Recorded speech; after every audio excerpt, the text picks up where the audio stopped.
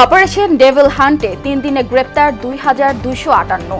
শয়তানদের পালানো রোধে সজাগ থাকার নির্দেশ স্বরাষ্ট্র উপদেষ্টার। অক্টোবরের মধ্যে ট্রাইব্যুনালে শেখ হাসিনার 4 মামলার রায়ের আশা আইন উপদেষ্টার। আগামী সপ্তাহে 1200 গায়েবী মামলা প্রত্যাহার। ডিসেম্বরের মধ্যেই নির্বাচন আয়োজনের প্রস্তুত কমিশন, জানালেন ইসি সানাউল্লাহ। উন্নয়ন সহযোগীদের কারিগরি সহায়তার আশ্বাস। এবং পাচারকৃত অর্থ ফেরাতে সুখবর দিতে পারছে না দুদক। দুর্নীতিগ্রস্ত দেশের তালিকায় বাংলাদেশের অবস্থান 14র্থ।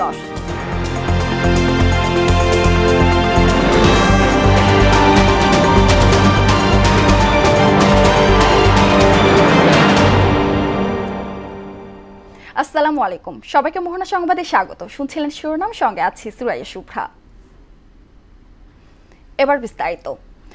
মঙ্গলবার তৃতীয় দিনের মতো সারা দেশে পরিচালিত হয় যৌথ বাহিনীর বিশেষ অভিযান অপারেশন ডেভিল হান্ট। এতে 24 ঘন্টায় 607 জন সহ 3 দিনে মোট 2258 জনকে গ্রেপ্তার করেছে যৌথ বাহিনী। তৃতীয় দিনে গাজীপুরে 81, চট্টগ্রামে 30, সিলেটে 21, কক্সবাজারে 22, রংপুরে 21, বরিশালে 16, রাজশাহীতে 14, খাগড়াছড়িতে 8, মানিকগঞ্জে 11, ময়মনসিংহে 8 এবং কুড়িগ্রাম থেকে 2 জনকে আটক করা হয়। এছাড়া হাতিয়ায় বিপুল পরিমাণ অস্ত্রসহ 2 জনকে আটক করে যৌথ বাহিনী। এদিকে অপারেশন ডেভিল হান্টে কোনো শয়তান যেন পালাতে না পারে সে ব্যাপারে সজাগ থাকতে আইন শৃঙ্খলা বাহিনীকে নির্দেশ দিয়েছেন স্বরাষ্ট্র উপদেষ্টা জাহাঙ্গীর আলম চৌধুরী। আর মানবাধিকার রক্ষা করে দায়িত্ব পালন করতে পুলিশের প্রতি আহ্বান জানালেন শিল্প উপদেষ্টা আদিলুর রহমান। মঙ্গলবার রাজধানীর রাজারবাগে এক অনুষ্ঠানে তারা এসব কথা বলেন। এ সময় 15 বছরে সংঘটিত প্রতিটি গুম-খুনের বিচার হতেই হবে বলে জানান আইন উপদেষ্টা আসিফ নজরুল। হুমায়ুন কবিরের প্রতিবেদন। রাজারবাগ পুলিশ অডিটোরিয়ামে দেশের পরবর্তী পরিস্থিতিতে মানবাধিকার ও পরিবেশের উপর গুরুত্ব সহ আইন প্রয়োগ বিষয়ক কর্মশালা যোগ দেন 3 উপদেষ্টা। এতে শিল্প উপদেষ্টা আদিলুর রহমান মানবাধিকার রক্ষা করে দায়িত্ব পালন করতে পুলিশের প্রতি আহ্বান জানান। মানবাধিকার রক্ষা করেও পুলিশিং সম্ভব এবং মানবাধিকার রক্ষা করার জন্য আদালতগুলো ভূমিকা পালন করে। বারে বারে রিমান্ডে পাঠিয়ে রক্তাক্ত ব্যক্তিটাকে আবার রিমান্ডে পাঠিয়ে আবার অত্যাচারের দিকে ঠেলে দেয় না।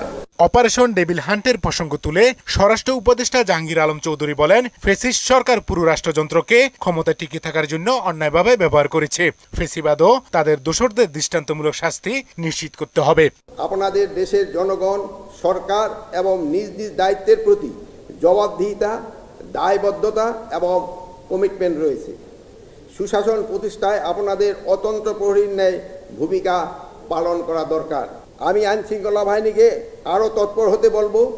অপারেশন ডেভিল হান্টকে আমি বলবো, no devil should be escape from law enforcing agencies. আইন উপদেষ্টা আসিফ নজরুল জানান, সরকার বর্তমান চ্যালেঞ্জিং সময় পার করছে। বিগত 15 বছরে সংগঠিত প্রতিটি হত্যার বিচার হতে হবে।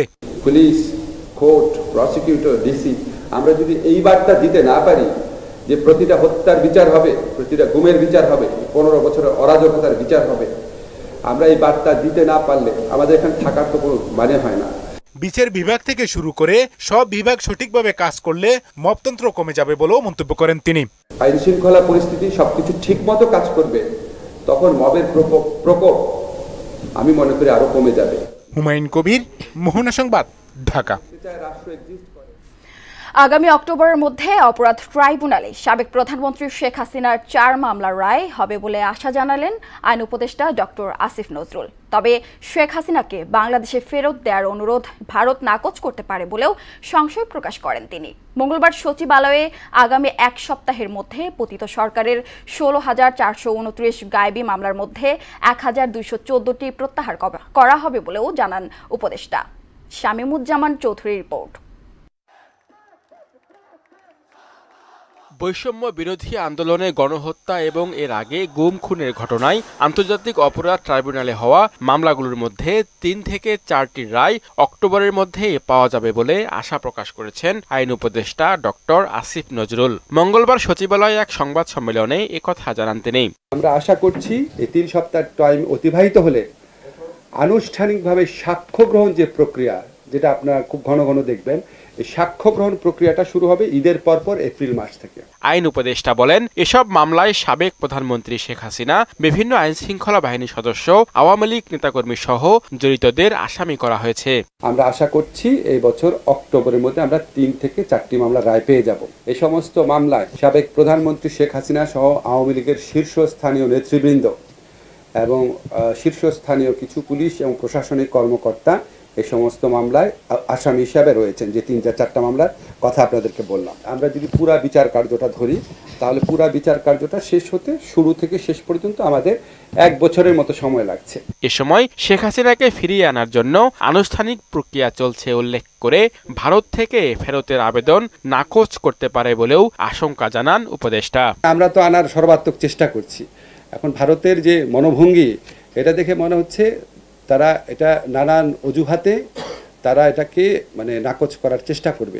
ভারত শেখ হাসিনাকে কথা বলার সুযোগ দিয়ে বাংলাদেশকে অস্থিতিশীল করার চক্রান্ত করছে বলেও অভিযোগ করেন আইন উপদেষ্টা। তারা বরং বাংলাদেশে অস্থিতিশীলতা তৈরির যে প্রচেষ্টা করছে, তাতে আমাদের কাছে মনে হয় না এই আইনটা গুড ফেইথে বা সরল বিশ্বাসে এই আইনটা প্রতিপালন করার ইচ্ছা তাদের রয়েছে। শামীমুজ্জামান চৌধুরী, মোহনা সংবাদ, ঢাকা। ডিসেম্বরের মধ্যে জাতীয় নির্বাচন করতে কমিশন প্রস্তুত বলে জানিয়েছেন ইসি আবুল ফজল মোহাম্মদ সানাউল্লাহ। স্থানীয় সরকার নির্বাচন আগে হবে কিনা তা অন্তর্বর্তী সরকারের বিষয় বলেও জানান তিনি। মঙ্গলবার দুপুরে আগারগাঁওয়ে ইউএনডিপি সহ 18টি উন্নয়ন সহযোগী দেশের প্রতিনিধিদের সঙ্গে বৈঠক শেষে সাংবাদিকদের ব্রিফ করেন সানাউল্লাহ। রাজনৈতিক দলের সঙ্গে সরকারের ঐকমত্যে পৌঁছাতে দেরি হলে নির্বাচন আগামী বছর জুনেও হতে পারে বলেও জানান তিনি। MR আসাদের রিপোর্ট।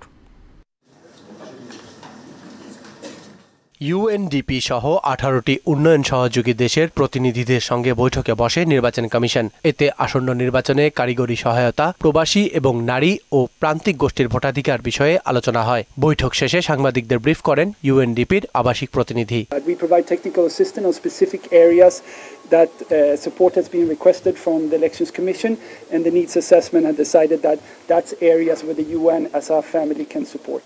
সাংবাদিকদের প্রশ্নের জবাবে কমিশনার আবুল ফজল মোহাম্মদ সানাউল্লাহ জানান, নির্বাচনের সময় নির্ধারণের দায়িত্ব সরকারের, কমিশন কেবল দায়িত্ব পালন করবে। অল্প পরিমাণে সংস্কার সহ নির্বাচন করতে হয়, সেখানেই যদি রাজনৈতিক মতৈক্য গিয়ে দাঁড়ায়, তাহলে পরে এই বছরের শেষ নাগাদ ডিসেম্বরের 2025-এ, আর যদি আরেকটু সংস্কার করার সুযোগ দেওয়া হয়, তাহলে 2026 সালের জুন নাগাদ ইলেকশন করা সম্ভব। এবং আমরা বলেছিলাম যে আমাদেরকে আর্লিয়েস্ট ডেটটা ধরে নিয়েই প্রস্তুতি নিতে হচ্ছে। সরকার সিদ্ধান্ত নিলে কমিশন স্থানীয় সরকার নির্বাচন করতে প্রস্তুত বলেও উল্লেখ করেন তিনি। সকল স্থানীয় সরকার নির্বাচন ফেজে করতে গেলে পারে তাই 1 বছর সময় লেগে যায়। তো এমত অবস্থায় যদি স্থানীয় সরকার নির্বাচন পুরোপুরিভাবে এভাবে করতে হয়, তাহলে জাতীয় নির্বাচনের টাইমটা পিছিয়ে যাবে। অথচ জাতীয় নির্বাচন আমাদের একটা প্রায়োরিটি এরিয়া। ইলেকশন কমিশন জাতীয় নির্বাচন নিয়েই চিন্তিত এই মুহূর্তে এবং জাতীয় নির্বাচন নিয়ে প্রস্তুতি নিচ্ছে। নির্বাচনী চ্যালেঞ্জ মোকাবেলায় কমিশন কাজ করছে বলেও জানান ইসি সানাউল্লাহ। অবশ্যই, ওয়াই নট, জাতীয় নির্বাচনের আগেই করে দিবেন, ওয়াই নট, এটা তো আমাদের ডিসিশন না, ডিসিশন তো গভর্নমেন্টের। MR আসাদ, মোহনা সংবাদ, ঢাকা।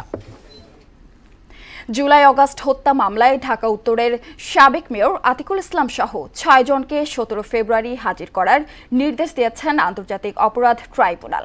এছাড়া এক সংশোধনীতে তদন্তকালে নথি জব্দ, আসামিদের বিদেশ যাত্রায় নিষেধাজ্ঞা ও সম্পত্তি জব্দের ক্ষমতা দেয়া হয় ট্রাইব্যুনালকে। বিস্তারিত কাজী পাপুর রিপোর্টে।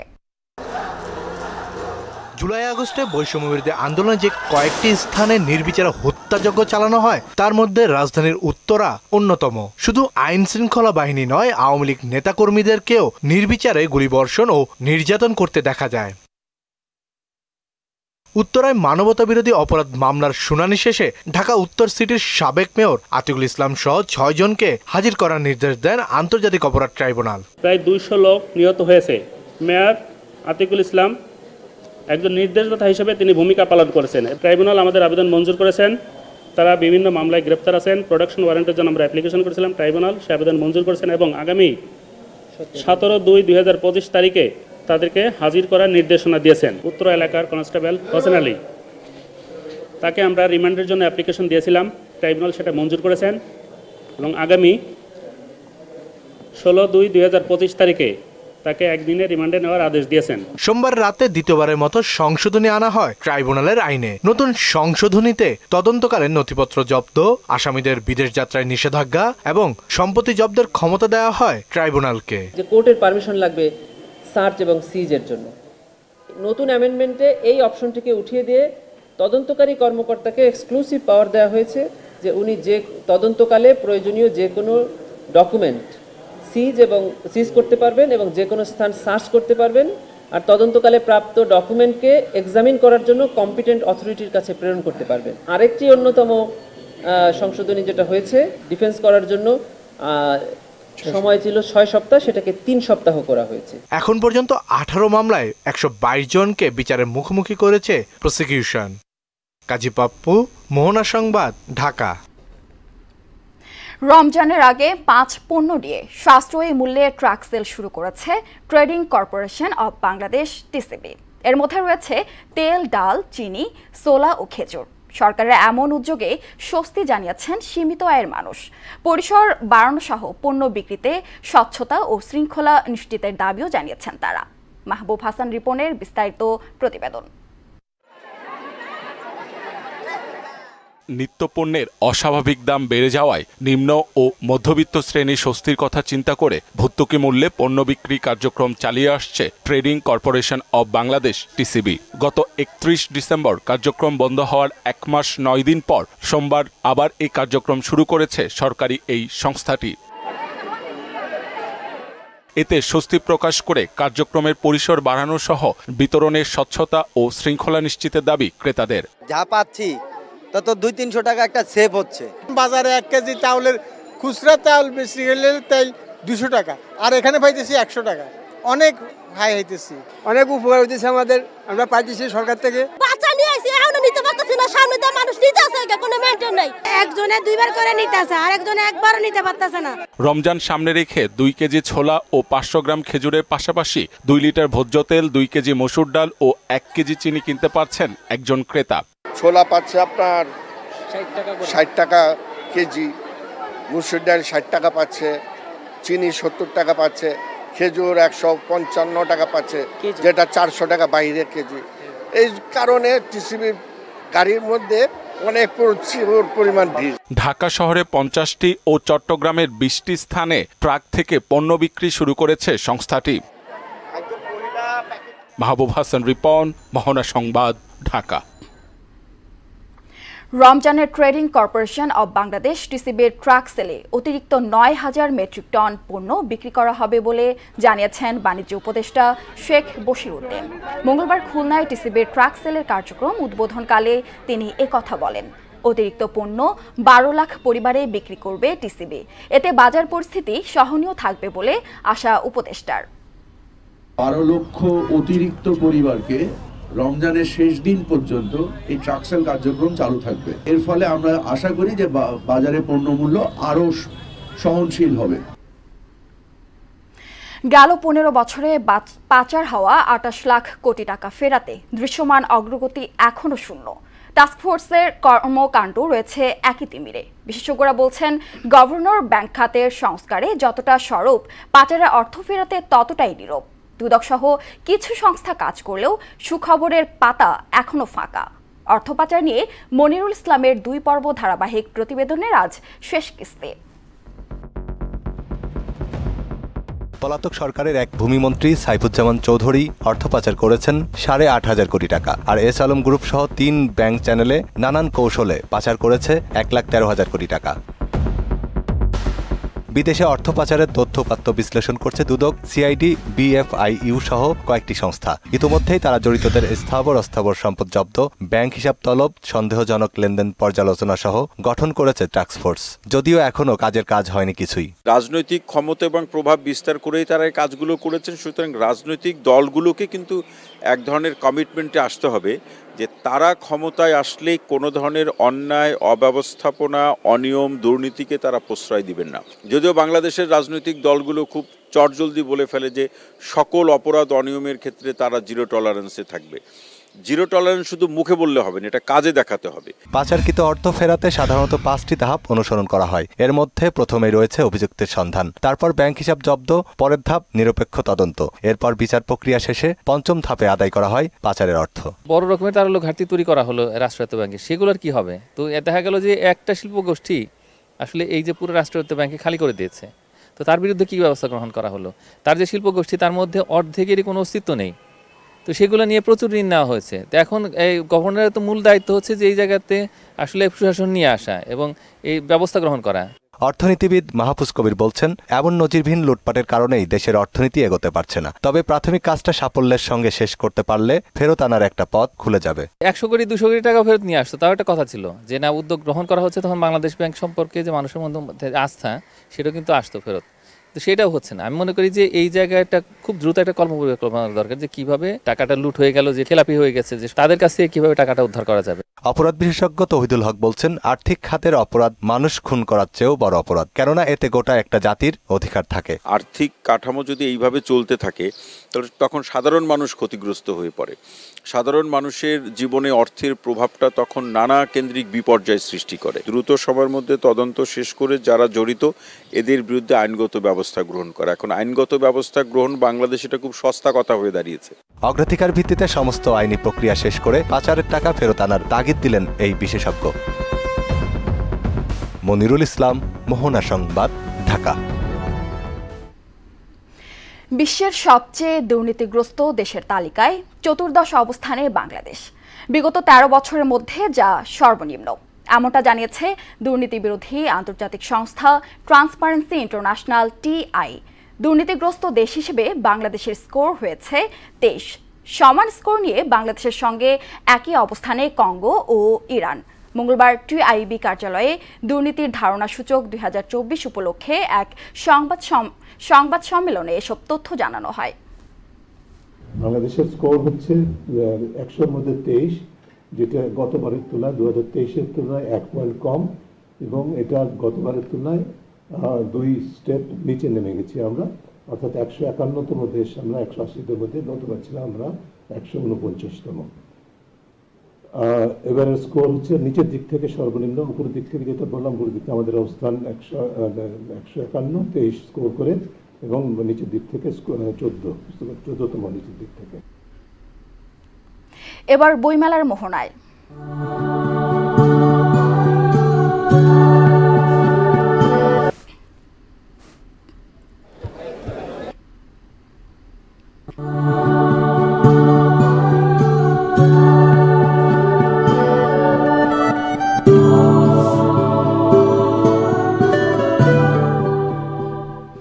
চিরাচরিত ধারা থেকে বের হতে পারেনি অমর একুশে বইমেলা। শুধু রাজনৈতিক আর আয়তন ছাড়া বাকি সবকিছু রয়েছে আগের মতোই। প্রকাশকরা বলছেন, বইমেলা এখনও চিন্তার দিক থেকে সর্বজনীন হয়ে উঠতে পারেনি। তবে সোমবার রাতের অনাকাঙ্ক্ষিত ঘটনাকে লেখক, পাঠক, প্রকাশক কেউই সমর্থন করছেন না। মনিরুল ইসলামের প্রতিবেদন। মাঘী পূর্ণিমায় শিক্ষা প্রতিষ্ঠান বন্ধ থাকায় অমর একুশে বইমেলার 11তম দিন ছিল তারুণ্যের দখলে। এদিন মাঠে শিক্ষার্থীদের আধিক্যই বেশি দেখা গেছে, বেড়েছে বেচাকেনাও। এবারের প্রতিপাদ্য জুলাই গণ অভ্যুত্থান, নতুন বাংলাদেশ বিনির্মাণ। তবে স্লোগানের সঙ্গে মিল নেই। মেলায় ঘটেছে স্টলে হামলার ঘটনা, যাকে কেউই সমর্থন করছেন না। প্রত্যেকেরই ব্যক্তিগত মতামত থাকতে পারে, ইচ্ছা অনিচ্ছা থাকতে পারে, সেখানে কারো হস্তক্ষেপ করাটা আসলে অনাকাঙ্ক্ষিত। আমি এটাকে সমর্থন করি না। কিছু পরিবর্তন এসেছে, তবে চিন্তায় কোনো নতুনত্ব নেই। তবুও পাঠকরা নিজেদের স্বস্তির কথাই জানালেন। বইকে ভালোবাসলেই যে আসে তা না, আমার মনে হয় মেলাটাকেও ভালোবাসে। এনজয় করতে আসছি আর কি, ফ্রেন্ডদের সাথে। একটা জিনিসের সমস্যা, কাফি, নুরুজ্জামান কাফি, এই বইটি লেখা ঠিক করা নেই। সবকিছু ভুলে নতুন এক বাংলাদেশ বিনির্মাণে সবাইকে শান্ত থাকার পরামর্শ দিলেন লেখকরা। এই বাংলাদেশ বিনির্মাণে কাজ করি, ধ্বংস না, আসুন ঘৃণা না, ভালোবাসা দিয়ে বাংলাদেশটাকে সাজাই। প্রকাশকরা বলছেন, বইমেলা সংস্কারের কথা বলা হলেও বাস্তবতা ভিন্ন। এবারও সেই আগের সিন্ডিকেটই হর্তাকর্তা। লেখক হিসেবে প্রকাশ্য বিস্তার আমাদের যে আশা আকাঙ্ক্ষা ছিল, সে আশা আকাঙ্ক্ষার প্রতিফলন ঘটানোর জন্য আমাদের দিক থেকে আমরা সর্বচেষ্টা করে গেছি। আপনি জানেন যে এর আগে প্যাভিলিয়ন প্রথা, যেটা স্বৈরাচারের প্রতীক হিসেবে আমরা জানতাম, সেটা বাতিলের জন্য বা সেটা সংস্কারের জন্য আমরা কাজ করছি। যথেষ্ট পাঠক আছে, বিক্রিও আছে, কিন্তু তুলনামূলক হারে বিক্রিটা এখনও কম। তবে আমরা আশা করতেছি যে আগামী দিনগুলোতে বিক্রি আরও ভালো হবে। একটি শুদ্ধ সুন্দর আর নতুনের মিশেলে স্বচ্ছ বইমেলা উপহার দিতে সরকারকে আরও উদ্ভাবনী হওয়ার তাগিদও দিয়েছেন সবাই। মনিরুল ইসলাম, মোহনা সংবাদ, ঢাকা।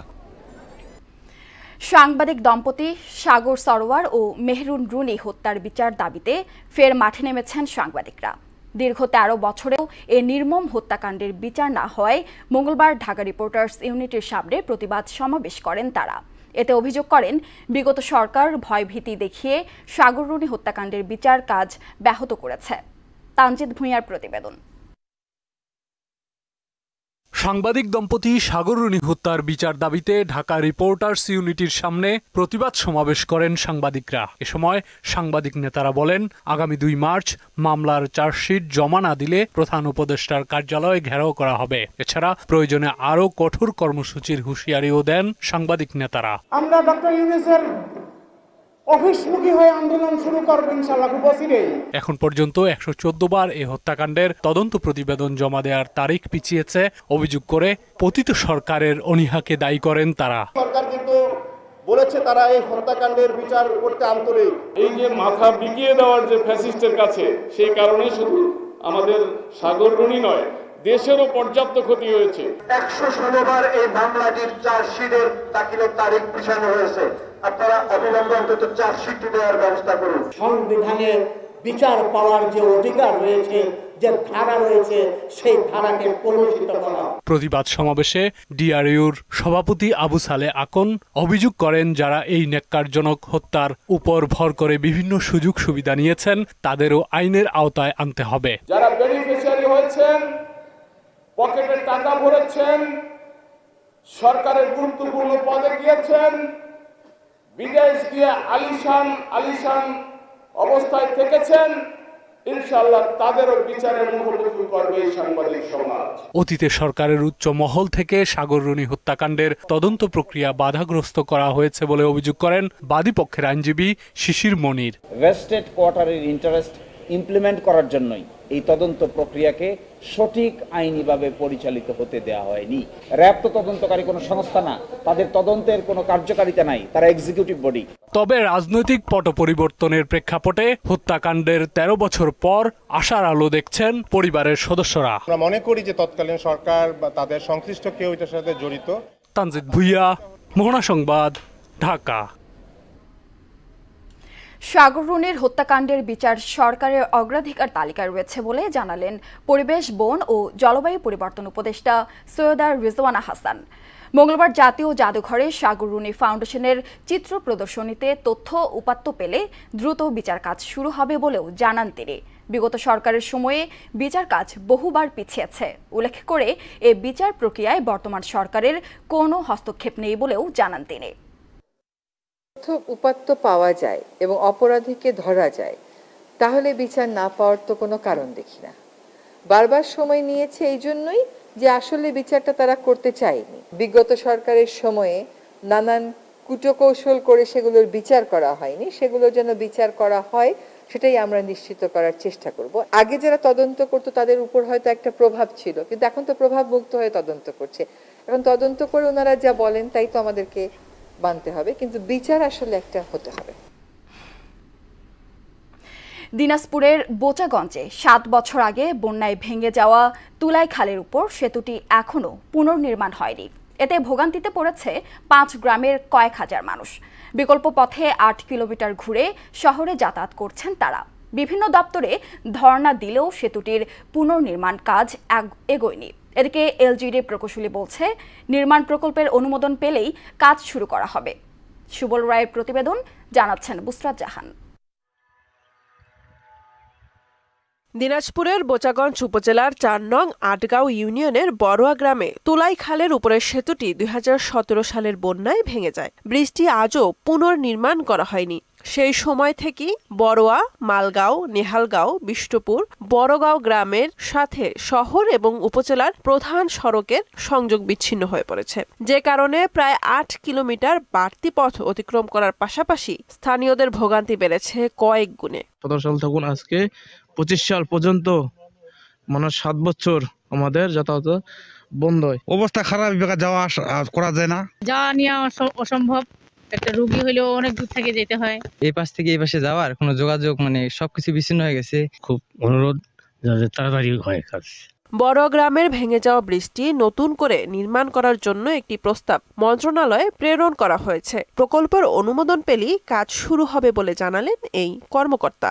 এই প্রকল্পে আমাদের সার্ভে হয়েছে এবং রংপুর ডিভিশন প্রকল্প থেকেও এটার সয়েল টেস্ট এবং টপোগ্রাফিক সার্ভে করা ছিল।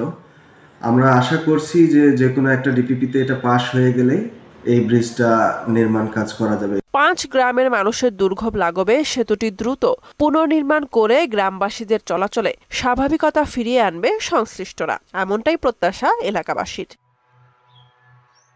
বুশরাত জাহান, মোহনা সংবাদ। দেশের বাইরের খবর।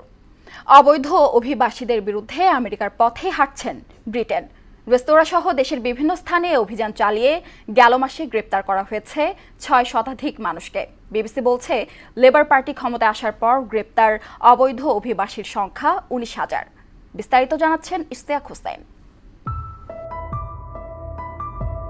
অবৈধ অভিবাসীদের ধরতে ব্যাপক অভিযান শুরু করেছে যুক্তরাজ্য। নথিবিহীন বসবাসকারীদের বিরুদ্ধে ইউকে হোয়াইট ব্লিটস নামের এই অভিযানে রেস্তোরাঁ, কনভেনিয়েন্স স্টোর সহ দেশের বিভিন্ন স্থানে ধরপাকড় শুরু করেছে লেবার পার্টি সরকার। কারণ এইসব প্রতিষ্ঠানেই বেশিরভাগ অবৈধ অভিবাসীকে নিয়োগ দেওয়া হয়।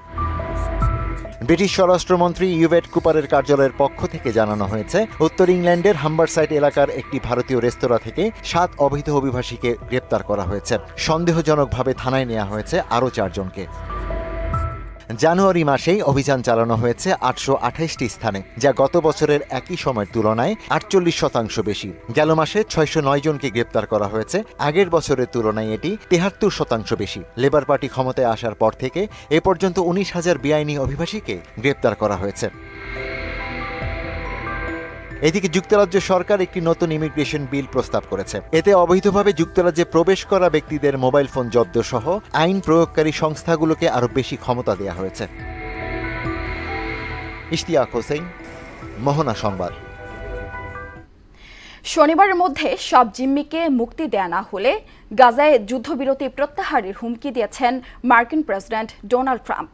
যুদ্ধবিরতি চুক্তি লঙ্ঘনের অভিযোগে হামাসের জিম্মি মুক্তি স্থগিতের ঘোষণার পর এমন হুঁশিয়ারি দিলেন তিনি।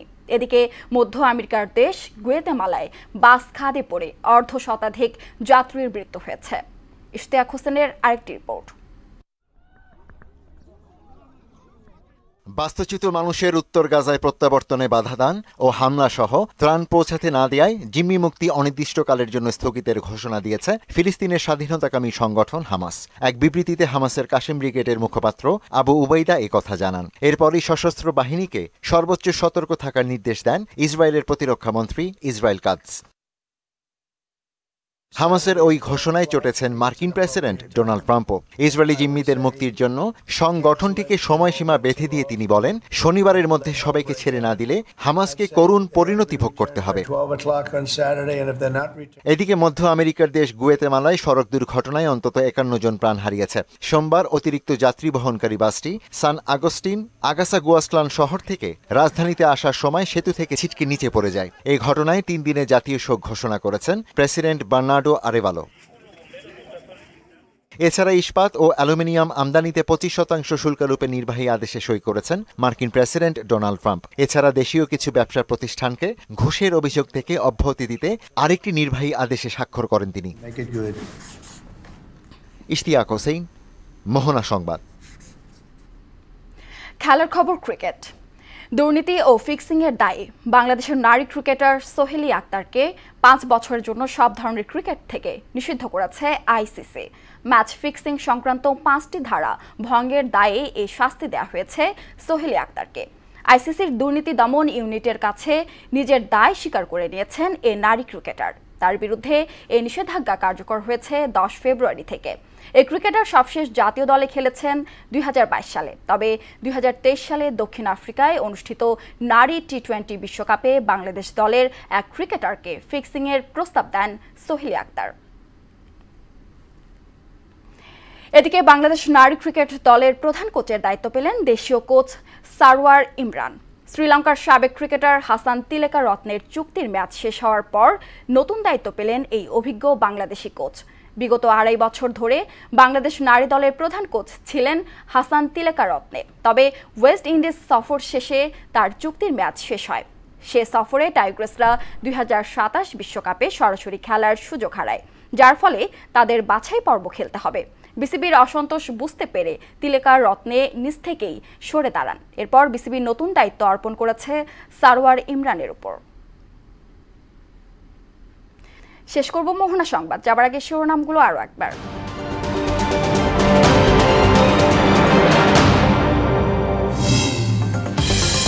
অপারেশন ডেভিল হান্টে 3 দিনে গ্রেপ্তার 2258। শয়তানদের পালানো রোধে সজাগ থাকার নির্দেশ স্বরাষ্ট্র উপদেষ্টার। অক্টোবরের মধ্যে ট্রাইব্যুনালে শেখ হাসিনার 4 মামলার রায়ের আশা আইন উপদেষ্টার। আগামী সপ্তাহেই 1200 গায়েবী মামলা প্রত্যাহার। ডিসেম্বরের মধ্যে নির্বাচন আয়োজনে প্রস্তুত কমিশন, জানালেন ইসি সানাউল্লাহ। উন্নয়ন সহযোগীদের কারিগরি সহায়তার আশ্বাস। এবং পাচারকৃত অর্থ ফেরাতে সুখবর দিতে পারছে না দুদক। দুর্নীতিগ্রস্ত দেশের তালিকায় বাংলাদেশের অবস্থান 14র্থ।